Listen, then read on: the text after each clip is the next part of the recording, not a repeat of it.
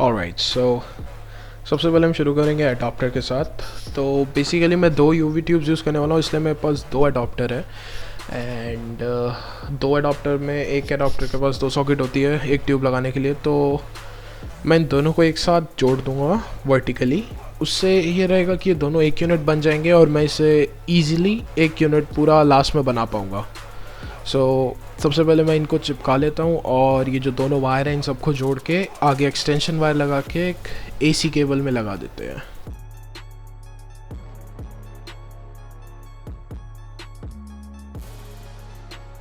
Wires को आपस में रैप कर दिया है।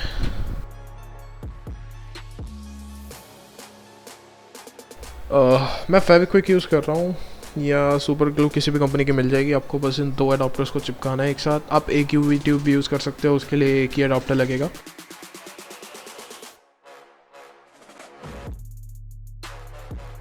There we go. अब ये एक यूनिट बन चुका है। तो अब बैक साइड पे जहाँ से हमें एसी इनपुट देना है उस साइड पे मैंने जो दो वायर्स बनाई थी उसके आगे मैं एक एक्सटेंशन वायर लगा दूँगा। इनको जोड़ लेते हैं।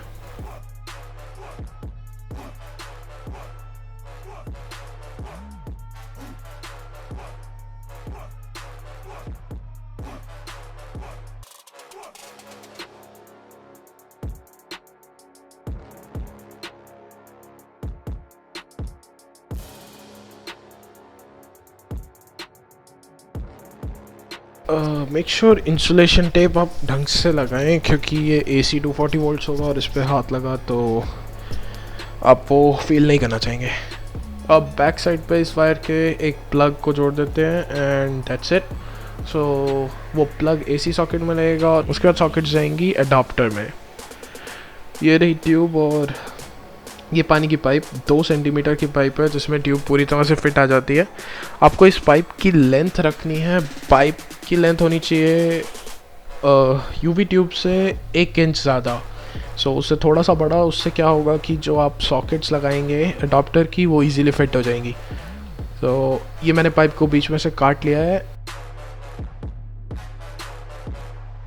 ये पूरी पाइप थी, इसको सेंटर से काटने के लिए आप कोई भी नॉर्मल आरी यूज़ कर सकते हैं। एंड अब मैं इनको साइड वेज चिपका दूंगा, जिससे क्या होगा दोनों ट्यूब्स के लिए एक एक सॉकेट बन जाएगा।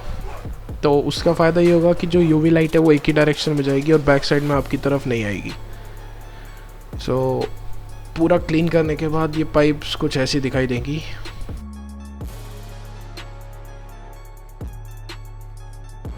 इन दोनों पार्ट्स को आपको एक साथ रखना है और बीच में एक एक ड्रॉप करके आप पूरी को जॉइन कर सकते हो। और पूरी ग्लू पूरी लाइन में डालने से होगा कि बीच में से भी लाइट आपके पास नहीं आएगी।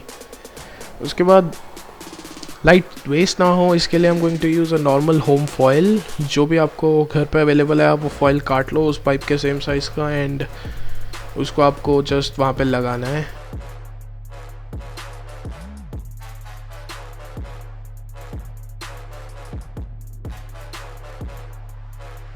ऐसा कुछ दिखाई देगा आपको फॉयल लगाने के बाद। पूरा एक रिफ्लेक्टर का काम करेगा वो बैकग्राउंड से एंड जितनी भी आपकी लाइट है वो सारी एक ही डायरेक्शन में जाएगी। याद रखें फॉयल के 2 पीसेस ना हो, एक ही पीस लगाने से वो बीच का एरिया भी कवर हो जाएगा जिसकी वजह से लाइट बीच में से पीछे की साइड पे बिल्कुल नहीं आएगी। आपको ऐसे ही यूज़ करना है।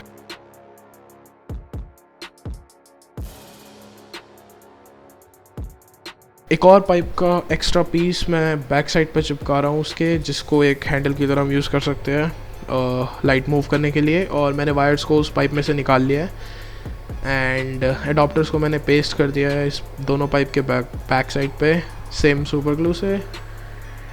एंड ट्यूब्स को लगाने के लिए आप बेसिक ग्लू गन यूज़ कर सकते हो, क्योंकि वो ख़राब होगी तो आपको चेंज करनी पड़ेगी, ग्लू गन हटाई जा सकती है। एंड ये कुछ ऐसा दिखाई देगा फाइनली बनने के बाद। ये पीछे वायर्स एक्स्ट्रा थी तो मैंने एक नॉर्मल टेप लगा दी है, बिकॉज ये अगर परमानेंटली वायर स्टिक कर दी तो आप ट्यूब चेंज करने के लिए उस सॉकेट्स को दोबारा नहीं हटा पाओगे। That's it.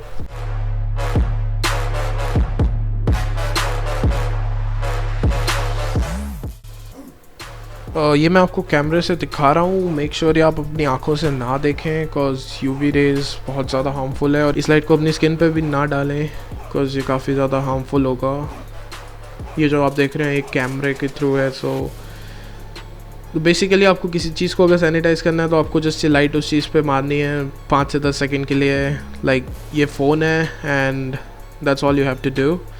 कोशिश करें ये हाथ पे और आपके जितने भी बॉडी पार्ट्स हैं वहाँ से कम टच हो, एंड दैट्स इट।